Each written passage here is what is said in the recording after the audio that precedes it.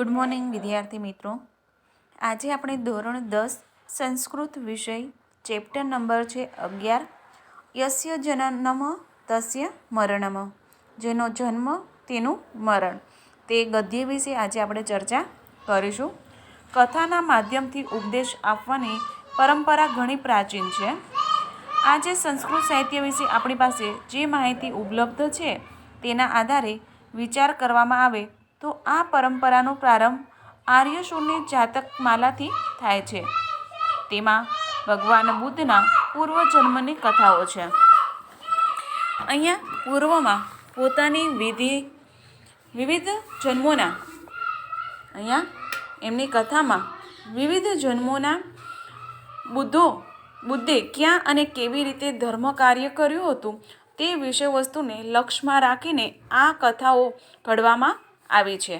એ પછી સંસ્કૃત સાહિત્યમાં ઘણું કથા સાહિત્ય આવ્યું છે. આજે પણ આ કથા સાહિત્યમાં સતત વૃદ્ધિ થઈ રહી છે. અહીંયા આપણે કહેવાય છે કે ગુજરાતી સંસ્કૃત સાહિત્યની અંદર જે કંઈ સંસ્કૃત સાહિત્યનું ખેડાણ થયેલું છે એ આજે પણ કથા સાહિત્યમાં એમાં વૃદ્ધિ થતી રહે છે. સંસ્કૃત કથાઓની એક વિશેષતા એ છે કે તેમાં પાત્રનું જે નામકરણ હોય છે તે પાત્રના કર્મ કે ગુણને વ્યક્ત કરીને તે પાત્રના ચરિત્રને વર્ણવાતું હોય છે. પ્રસ્તુત કથામાં જે બે પાત્રો છે તેમાં એક વિતદાસ છે અને બીજું પાત્ર કૂટનાથ છે. વિતદાસ એટલે કે પૈસાનો ગુલામ અને કૂટનાથ એટલે કે કૂટનીતિનો સ્વામી. વિતદાસ પોતાના નામ પ્રમાણે પૈસાનો ગુલામ હોય લોભી તરીકે પ્રસ્તુત છે, જ્યારે કૂટનાથ પોતાના નામ પ્રમાણે કૂટનીતિ દ્વારા કોઈને પણ અહીં લોભી વિતદાસના પાઠ ભણાવવાના પાત્ર તરીકે પ્રસ્તુત છે. સંસ્કૃતમાં એક સૂક્તિ કહેવાય છે કે લોભ પાપસ્ય કારણમ, લોભ એ પાપનું કારણ છે.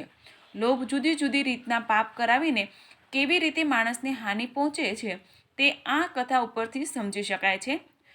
પાઠની વાક્ય વલીમાં વિશેષણના પ્રયોગ પર્યાપ્ત પ્રમાણમાં છે અને તેમને ધ્યાનમાં લઈને વિશેષણના પ્રયોગની પદ્ધતિ પણ બરાબર રીતે જાણી શકાય છે.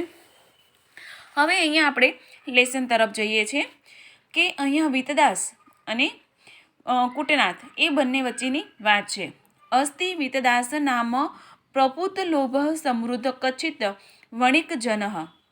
અસ્તિ એટલે કે અહીંયા પ્રપુત લોભ એટલે કે ખૂબ લોભી, કચ્છિત એટલે કે કોઈ એક, વણિજન એટલે કે વાણિયો હતો, પ્રતિવેશિકા. અહીંયા કહે છે કે વિતદાસ ખૂબ લોભી અને ધનવાન. અસ્તિ વિતદાસ નામ પ્રપુત લોભ સમૃદ્ધ એટલે કે ધનવાન વિતદાસ નામનો એક વાણિયો હતો. તસ્ય કૂટનાથ ભી વેશ્ય પ્રતિવેશિક આસિત. અહીંયા તસ્ય એટલે કે તેનો, કૂટનાથ ભી એટલે કે કૂટનાથ નામનો, વૈશ્ય પ્રતિવેશિક એટલે કે પડોશી હતો. એકદા કૂટનાથેનમ ચિંતિત યદય વિતદાસ ધનિક અપી લુબ્ધા વર્તતી. એકદા એટલે કે એક દિવસ, કૂટનાથ ચિંતિત, કૂટનાથે વિચાર્યું કે આ વિતદાસ ગૃહમ ધનિક અભિ લુબ્ધ વર્તતે, આ વિતદાસ છે એ ધનવાન હોવા છતાં લુબ્ધ એટલે કે લોપ્યો છે. અતઃ કેન અપી ઉપાયેન મયા અસો વંચનીય, માટે કોઈ પણ ઉપાયે મારે આને વંચનીય એટલે કે છેતરવો છે. એમ વિચારીને સહ કૂટનાથમ, તે કૂટનાથે એક દિવસ વિતદાસના ગૃહમ અનુપમ અકથયત, ગૃહમ અનુગત એટલે કે ઘરે જઈને, અનુદત એટલે કે અકથત એટલે કહ્યું, હો શ્રેષ્ઠનમ, હે શેઠજી, અસ્માકમ બહવ કુટુંબીજનઃ, અમારા ઘણા કુટુંબીજનો, સ્વ એટલે કે આવતીકાલે, આવતીકાલે અતિથિઓ ભવિષ્યતિ એટલે કે બનશે. એક દિવસ પછી પેલા કૂટનાથ વિચારે છે કે મારે ગમે તેમ કરીને વિતદાસને પાઠ ભણાવવા છે, એટલે શું કરવું? તો એમ વિચારીને એ વિતદાસના ઘરે જાય છે અને કહે છે કે શેઠજી, અમારા ઘણા બધા કુટુંબીજનો છે એ આવતીકાલે અતિથિ એટલે કે મહેમાન બનવાના છે. તેશા અર્થે ભોજન આદિ નિર્માણમ કનિચિતમ પાત્રાણી કૃપયા મહમ યછંતુ. એટલે કહે છે કે તેશા અર્થે એટલા માટે આવવાના છે, તેના માટે ભોજન આદિ નિર્માણમ ભોજન વગેરે બનાવવા માટે કંચિનેતમ કેટલાક પાત્રાણી એટલે કે કેટલાક વાસણો કૃપયા મહમ યચ્છુતિ કૃપા કરીને મને આપો. એટલે ઘણા બધા મહેમાન આવવાના છે એટલે કે વધારે વાસણની જરૂર પણ પડે એમ છે, તો તમે કૃપા કરી મને થોડાક વાસણ આપો. પરસ્વ તાની પ્રત્યપરિશ્યામી પરસ્વ એટલે કે પરમ દિવસે તે પાછા આપી દઈશ. પ્રતિ વેશિક ધર્મભાવેનમ વિતદાસ કુટનાથમ પાત્રાણી પ્રાયચિતમ. પ્રતિવેશિક ધર્મભાવેનમ પ્રતિવેશિક એટલે કે પડોશીના ધર્મભાવ એટલે કે ધર્મભાવના વડે વિતદાસે કુટનાથને કેટલાક વાસણો આપ્યા. પાત્ર પ્રયોગ પ્રવાસીનમ કુટનાથ પાત્રાણી પ્રત્યપ્રયુતમ વિતદાસસ્ય ગૃહમ અગચ્છતમ. પાત્રો પ્રયોગવાસીનમ વાસણોના ઉપયોગ પાત્રો ઉપયોગ વાસનમ એટલે કે વાસણના ઉપયોગ થઈ ગયા પછી કૂટનાથે તે વાસણને પ્રત્યપ્રયોતમ એટલે કે પાછા આપવા માટે વિતદાસસ્ય ગૃહમ અગચ્છતમ તે વિતદાસના ઘરે ગયો. એટલે કે વાસણનો ઉપયોગ થઈ ગયો પછી ફરી પાછો તે કૂટનાથ છે તે વાસણો આપવા માટે જાય છે. તે પાત્ર સહ કૂટનાથ અન્યાની અનિશ્ચિતમ લઘુની નૂતતાની પાત્રાની અપી તત્ર સ્થાપિતવાનમ. પછી તે પાત્ર એટલે કે તે વાસણો સહ એટલે કે સાથે કૂટનાથે અન્યાની કનિચિતમ એટલે કે બીજા કેટલાક નાના નવા વાસણો લઘુની એટલે કે નાના નૂતનાની એટલે કે નવા પાત્રાણી એટલે કે વાસણો અપી તત્ર સ્થાપિતવાનમ પણ ત્યાં તેને મૂક્યા. લઘુના નૂતનાનમ પાત્રાણી દર્શનમ વિસ્મિતમ વિતદાસમ કૂટનાથમ પૂછ્યતી. હવે કેટલાક નાના નવા વાસણો જોઈને નવા પામેલા વિતદાસે કૂટનાથને પૂછ્યું, ભો વયસ્ય હે મિત્ર એતાની પાત્રાણી મમ ન સંતિ. આ વાસણો મમ એટલે કે મારા ન સંતિ એટલે કે મારા નથી. કૂટનાથ અકથતમ એટલે કૂટનાથે કહ્યું, મિત્ર યાની પાત્રાણી ભવતા જે વાસણો તમે મને આપેલા તેઓની મારા ઘરમાં રાત્રે પ્રસૂતિ થઈ. અહીંયા શું કહે છે, યાની પાત્રાણી ભવતા દદાતી તાની મમ ગૃહે રાત્રે પ્રસૂતિ. એટલે કહે છે કે તમે જે પાત્રો મને આપ્યા હતા એની રાત્રે મારા ઘરે પ્રસૂતિ થઈ. એતાની લઘુની નૂતતાની પાત્રાણી ભવંત પાત્રાણામ પ્રત્યાની સંતિ. આ નાના નવા નવા વાસણો તમારા વાસણોના પાત્રાણામ અત્યાની સંતિ એટલે કે તેમના બચ્ચાઓ છે. અપત્ય રૂપેણમ નૂતનાની પાત્રાણી સંપ્રાપ્ત વિતદાસ પ્રસન્ન જાત.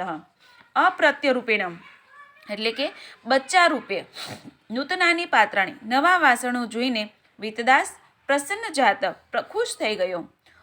વ્યતીતેષુ કતિતેષુ દિવસેષુ કૂટનાથ પુનઃ અપી વિતદાસ પાત્રાર્થ પ્રાર્થયંતે.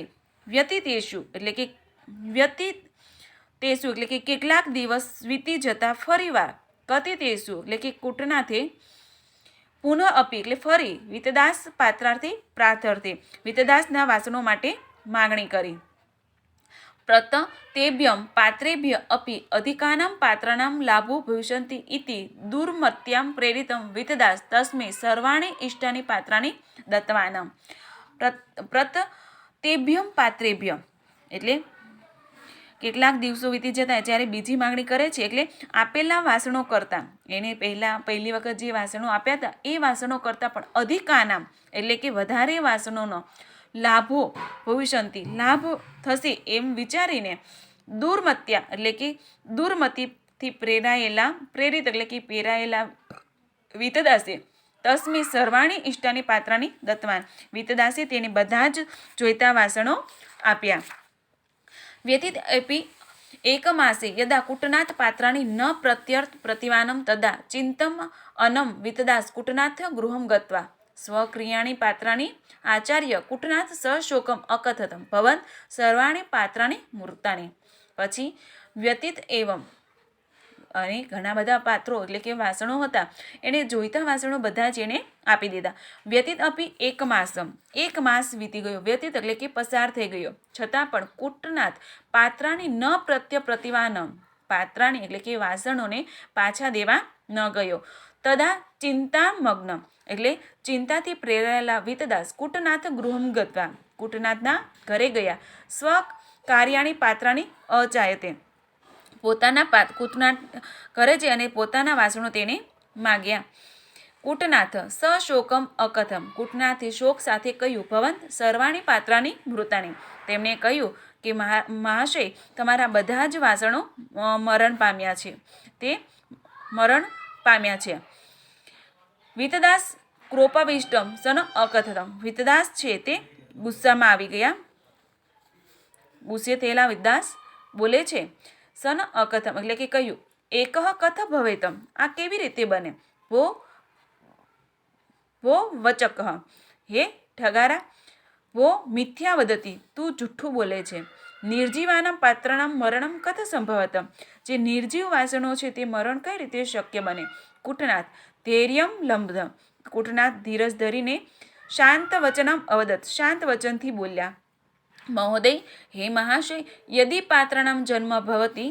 જેઓ વાસણોનો જન્મ થાય છે, તહી તેષા મરણ અપી ભવતી. તો તેનું મરણ પણ થાય છે. પૂર્વ જાતાની પાત્રાની ભવંત. પૂર્વ એટલે કે પહેલા જન્મેલા વાસણો ભવંત ગૃહે વિલસતી. તમારા ઘરમાં શોભે છે. યાની પાત્રાની ભવદ્વી. જે વાસણો તમે આપેલા, તદાની તાની મમ ગૃહે ઋતાની. તે મારા ઘરમાં મરી ગયા છે. તત્ર અહમ કિમ કરતું સમર્થ પશ્ય. તે બાબતમાં હું શું કરી શકું? પશ્ય એટલે કે જુઓ. જન્મ ભવતી પાત્રના મરણે સંચય કથમ જગતિ યત ઉત્પત્તિ નશ્યંતિ સર્વથ ધ્રુવમ. જન્મ ભવતી પાત્રનામ. પાત્રોનો જન્મ થાય છે. મરણ સંચય કથનમ. તો મરણની બાબતમાં સંચય શા માટે? જગતિ યત ઉત્પત્તિ. જગતમાં જે ઉત્પન્ન થયેલું છે, નશ્યંતિ સર્વથ ધ્રુવમ. તે ચોક્કસપણે નાશ પણ પામે છે. તો અહીંયા વિતદાસને પાઠ ભણાવવા માટે અહીંયા જે કૂટનાથ છે એની સાથે જે વાતચીત કરે છે એના પરથી આપણને એ વસ્તુ શીખવા મળે છે કે અતિ લોભ એ પાપનું મૂળ છે. કોઈ પણ વસ્તુ માટે વધારે પડતો લોભ કરવો જોઈએ નહીં. તો અહીંયા આપણું જે આ ચેપ્ટર છે તે પૂર્ણ થાય છે.